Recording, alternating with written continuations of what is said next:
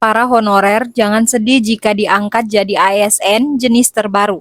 Sebelum kita lanjut ke informasi berikutnya, jangan lupa untuk klik subscribe ya Bapak Ibu, karena channel ini akan memberikan informasi tentang pendidikan P3K dan juga CPNS 2025.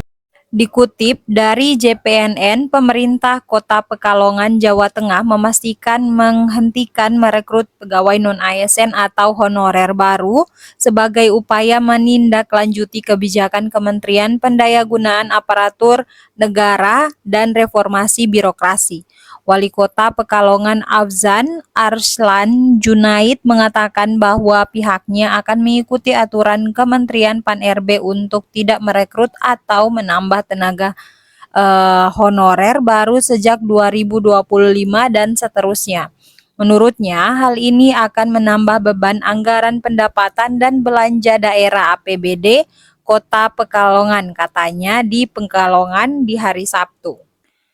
Terkait adanya Undang-Undang Republik Indonesia Nomor 20 Tahun 2023 tentang Aparatur Sipil Negara, maka pemerintah Kota Pekalongan melarang kepala perangkat daerah merekrut atau menambah tenaga honorer baru sejak 2025 dan seterusnya, hingga ada informasi selanjutnya tentang diperbolehkannya merekrut kembali serta memberhentikan tenaga honorer yang sudah berusia 58 tahun. Afzan mengatakan penghapusan tenaga honorer berdasarkan Undang-Undang Nomor 20 Tahun 2023 tentang ASN tertuang dalam bab 13 Larangan Pasal 65 yang menyebutkan pejabat pembina kepegawaian dilarang mengangkat pegawai non-ASN untuk mengisi jabatan aparatur sipil negara. Bagi perangkat daerah yang tidak mengabaikan amanat sebagaimana tersebut di atas dan tetap mengangkat tenaga kesehatan serta memperpanjang tenaga kegiatan yang berusia 58 tahun akan diberi sanksi berdasarkan ketentuan perundang-undangan. Selain itu, hal ini akan dapat menjadi bagian dari objek temuan pemeriksaan bagi pengawas internal maupun eksternal pemerintah. Larangan berlaku juga bagi pejabat lain di instansi pemerintah melakukan pengangkatan pegawai non-ASN, ujarnya.